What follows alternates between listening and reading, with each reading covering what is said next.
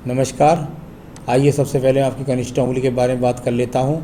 कनिष्ठा उंगली और जब इस प्रकार की उंगली आपके पास में हो तो बुद्धि की आप में कोई भी कमी नहीं, ज्ञान की आप में किसी भी प्रकार की कमी नहीं, भाषा शैली की आप में किसी भी प्रकार की कमी नहीं।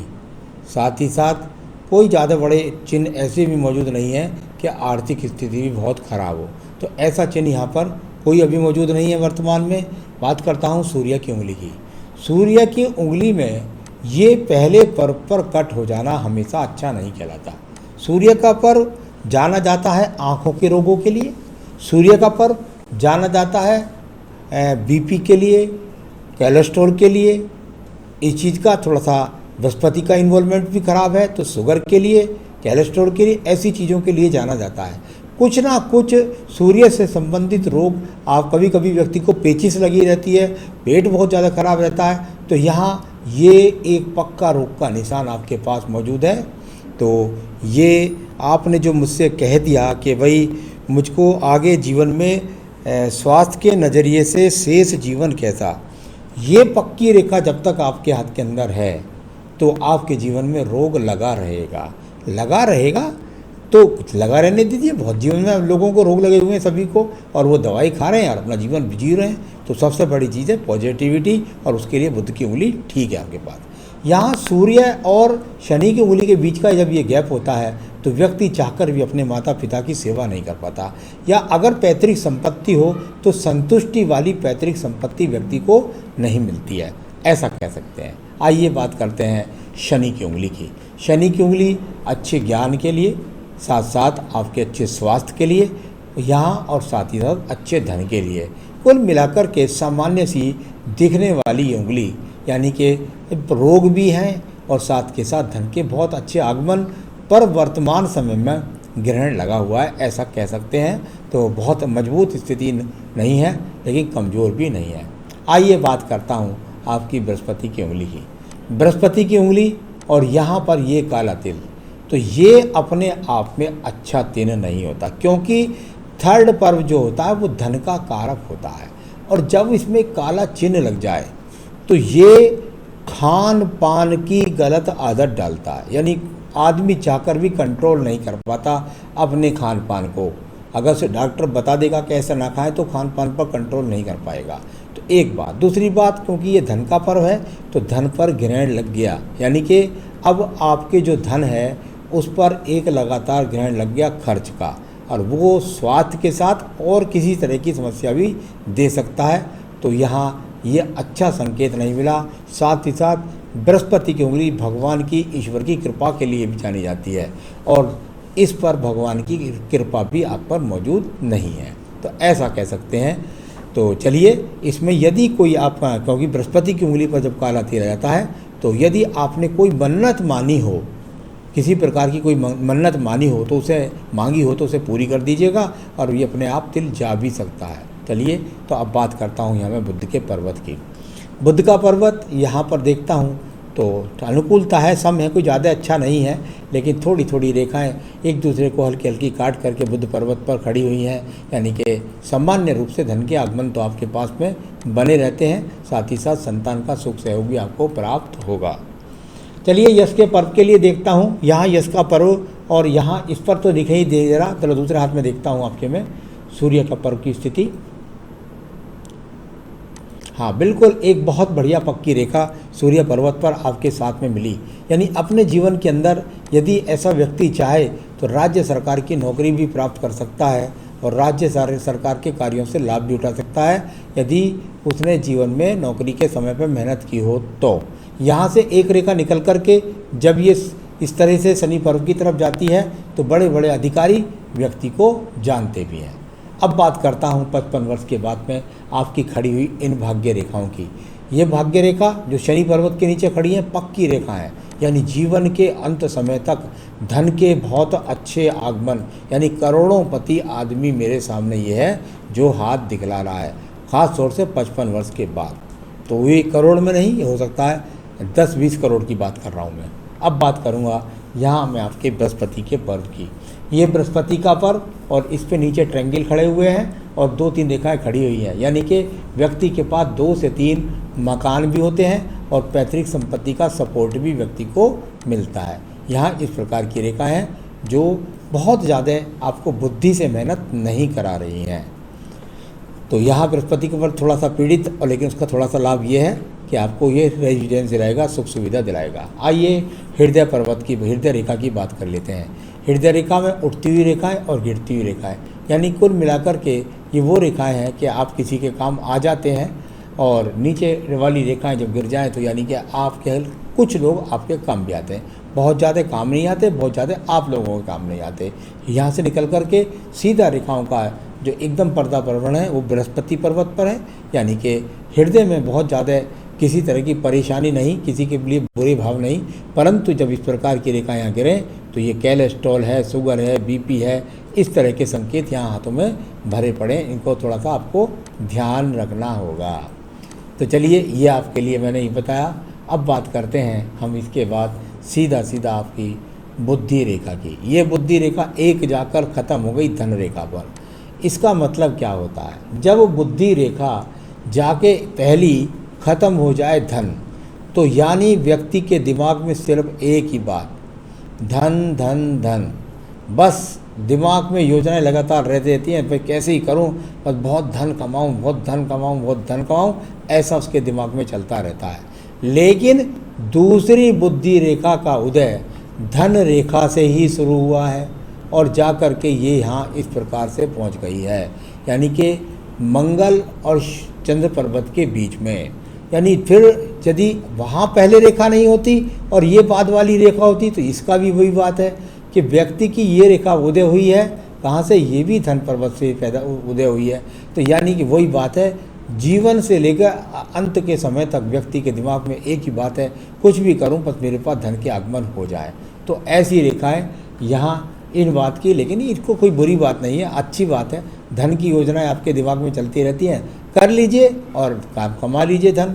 अब बात करूँगा यहाँ पर इन रेखाओं के बारे में। मंगल द्वितीय पर्व पर ये रेखाएं जो आपकी बुद्धि रेखाओं को काटती हैं,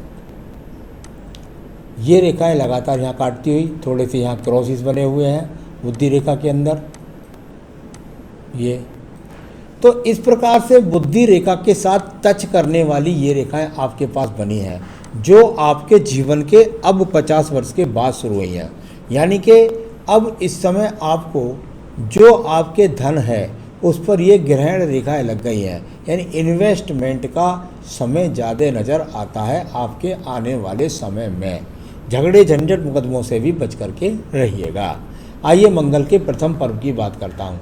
मंगल का प्रथम पर्व, और यहाँ पर यदि देखूँ तो ये वो रेखाएं हैं जिनको कर्म रेखाएं कहती हैं, लेकिन ये कुछ कटने वाली रेखाओं से प्रभावित हैं, यानी कि संघर्ष करते हैं लेकिन अब मन में वो जज्बात नहीं रह गए, वो मेहनत नहीं होती जो आप कर पाते थे। तो ये इस प्रकार की यहाँ पर रेखाओं का फल है। अब बात करता हूँ इसके बाद में सीधा आपके चंद्र पर्वत की। चंद्र पर्वत और बहुत सारी रेखाएं यहाँ एक दूसरे को काट करके केतु स्थान तक गई हैं। यहाँ इस प्रकार से काटने वाली रेखाएं भी हैं, आड़ी रेखाएं भी हैं, यानी टेंशन और डिप्रेशन और रोग पर खर्च होने वाली रेखाएं चंद्र व्यक्ति स्वयं होता है, और उस पर कटने वाली रेखाएं व्यक्ति के जीवन के अंदर ग्रहण लगा रही हैं। यहाँ जो रेखा आपके शुक्र पर्वत से निकल कर के आई है, ये वो रेखा है जो आपके जीवन के अंदर पैतृक संपत्ति का साधन भी देगी, और साथ ही साथ व्यक्ति के पास में अच्छे संसाधन होते हैं, और यदि वो व्यापार करे तो उसके द्वारा लाभ भी प्राप्त करता है। तो ये व्यापारिक रेखाओं के रूप में ऊपर बुध पर्वत की तरफ देखने वाली रेखाएं आपको व्यापारिक कार्यों के द्वारा लाभ दिखलाने वाली रेखा भी मौजूद है। अब बात करूंगा आपकी भाग्य रेखा की। भाग्य रेखा, और ये घर से दूर, जन्म स्थान से दूर जाकर आपका भाग्य बनेगा, और एक रूपता के साथ एक रेखा लगातार सीधी सीधी चली गई, यानी नौकरी हो या व्यापार हो, एक ही काम होता है, और उसी काम में जो वर्तमान में भी आप कर रहे हैं उसी काम के द्वारा आपके जीवन में सफलताएं हैं। इस प्रकार को दर्शाने वाली आपकी भाग्य रेखा। शुक्र पर्वत की बात करता हूँ। यहाँ शुक्र पर्वत, और ये शुक्र पर्व यहाँ यदि देखें तो थोड़े से एक्स यहाँ पर हैं, यानी इस समय थोड़ा महसूस कर रहे हैं आप कि थोड़ा संसाधनों में मेरी कमी है। वैसे संसाधनों की आपके पास ईश्वर की कृपा से कोई कमी नहीं है। संतान रेखा आपके हाथ के अंदर चमक नहीं रही है, यानी कि पत्नी के हाथ से पता लगा कितनी संतान रेखा है। ये मंगल वो रेखा है जो आपको सभी मुसीबतों से निकालने का काम करती है, यानी कि ये लगभग आपका 65 वर्ष तक सहयोग देगी। आपको जो मुसीबतें, जो भी रोग, जो भी कष्ट आएंगे उनसे बाहर निकाल लाएगी आपको ये मंगल रेखा। आयु रेखा की बात करता हूँ तो आयु रेखा इस समय हाथ के अंदर 75 वर्ष की लगभग बनी हुई है। तो ये सो हुआ आपकी रेखाओं का, पर्वतों का फल। अब सवालों का जवाब मैं दूंगा इन रेखाओं से करके। वर्तमान में बीमारी चल रही है, तो एक तो मैंने बता दिया आगे भी स्वास्थ्य आपका ठीक नहीं रहेगा, उसके लिए मैं उपाय बता दूंगा। वर्तमान में चल रही बीमारी ठीक होगी या और बढ़ेगी? कोई बीमारी नहीं बढ़ने वाली है, आप इलाज कराएं। और बीमारी अभी मुझे लगता है काफ़ी समय तक चलने वाली है। कुछ डॉक्टरों की देखभाल और कुछ ईश्वरीय कृपा, पूजा पाठ, और उससे आपका जीवन चलता रहेगा। एज मैंने बता दी है, 75 वर्ष से तो कम है ही नहीं। व्यापार किस चीज़ के बारे में, किस चीज़ का करूं और कब शुरू करूं? चलिए, आपकी एज है यहाँ 50 वर्ष, और 50 वर्ष पर यदि मैं पहुंचता हूं तो यहाँ किसी नई रेखा का उदय नहीं है। यही रेखा जा रही है और यही रेखा सीधी जा रही है। यानी अगर आपने कोई ना, यहाँ रेखा काट रही है थोड़ी सी एक दूसरे को, यदि आपने कोई दूसरा व्यापार करने का प्रयास किया, जो काम आप पिछला कर रहे हैं उसी काम को नए सिरे से करें, उसी में कुछ बढ़ावा करें। आपने कुछ नया प्रयास करने की कोशिश की तो आपको नुकसान का सामना करना पड़ जाएगा। यदि आप मुझसे पूछना चाहेंगे कि क्या काम करूं, तो मेरे हिसाब से मैं सिर्फ आपको अग्नि कार्य की सलाह दे सकता हूं। यानी कि जैसे कह सकते हैं कि ब्रेकरी लगा लीजिए, या कह सकते हैं इलेक्ट्रिक की बिजली की दुकान खोल लीजिए, या सरकारी ठेकों में अगर बिजली का ठेका मिल जाए तो वो अच्छा है। यानी कुल मिलाकर जहां अग्नि के कार्यों का संबंध बनता हो, ऐसे काम के द्वारा आप लाभ प्राप्त कर सकते हैं। बाकी जो चल रहा है वो ज़्यादा अच्छा रहेगा। आर्थिक स्थिति करोड़पति बनने के योग है। बिल्कुल करोड़पति का ये मेरे सामने हाथ है, और करोड़पति आप भी हैं आप, और आगे भी आप बढ़ेंगे ही, पैसे आपके कम नहीं होने वाले। नया मनपसंद मकान कब बनेगा? आइए बताता हूँ मकान आपका नया मनपसंद कब बनेगा। आपके हाथ की रेखाओं को जहाँ मैं देख रहा हूँ, या 50 वर्ष के हिसाब बाद में कहीं से भी आपकी हाथ की रेखा के अंदर वो चिन्ह अभी नहीं बना है जो मैं ये कह सकूं कि आपके हिसाब से आपके नाम से कोई मकान बनने जा रहा है। अगर आप नया मकान बनाने की सोच रहे हैं तो हो सकता है कि आप पत्नी के नाम से बना रहे हो या संतान के नाम से, तो वो दूसरी बात है। आपके हाथ से अभी वो रेखा उदय नहीं हुई है जिससे मैं कह सकूं कि आपका मकान कब बनने जा रहा है। लॉटरी का कोई योग है क्या? बिल्कुल नहीं है। राहु पर्वत पूरा कीरम काठी की रेखाओं से भरा हुआ है, यानी कि इस तरह के पैसे ना इन्वेस्ट करें, शेयर बाजार में पैसे इन्वेस्ट ना करें, जुए में ना करें, वरना भारी नुकसान आपको हो जाएगा। बृहस्पति पर काला तिल भी है। केतु स्थान की बात करता हूं तो केतु स्थान पर कोई बहुत ज़्यादा पूजा पाठ के संकेत नहीं है, तो कोई बहुत ज़्यादा पूजा पाठ नहीं है, तो सामान्य पूजा करने वाले व्यक्ति हैं। तो ये सब मैंने आपकी रेखाओं का, पर्वतों का फल बताया, आपके सवालों का जवाब दिया। मैं आपको बचाना चाहूँगा सबसे पहले आपको रोग से। सबसे पहले मैं आपको बताऊंगा रोग से बचाना चाहूँगा। इसके लिए मैं आपको 3 पूजा बताने जा रहा हूँ। नंबर 1, रोजाना सब कार्यों को ठीक करने के लिए संकट नाशन गणेश स्रोत, संकट नाशन गणेश स्रोत पढ़ें। अपने आप को बीमारियों से बचाने के लिए आपको भगवान शिव की पूजा, महामृत्युंजय मंत्र का मानसिक जाप जब चलते फिरते करते रहें। साथ ही साथ रुद्राष्टकम का पाठ करें और हनुमान अष्टक का पाठ करें। ये 3 पूजा आप करते रहिए, फिर देखिए आपके जीवन में बहुत सारी ऊर्जा आएगी, आपके रोग भग जाएंगे, आपके सब कार्य पूरे हो जाएंगे। नमस्कार।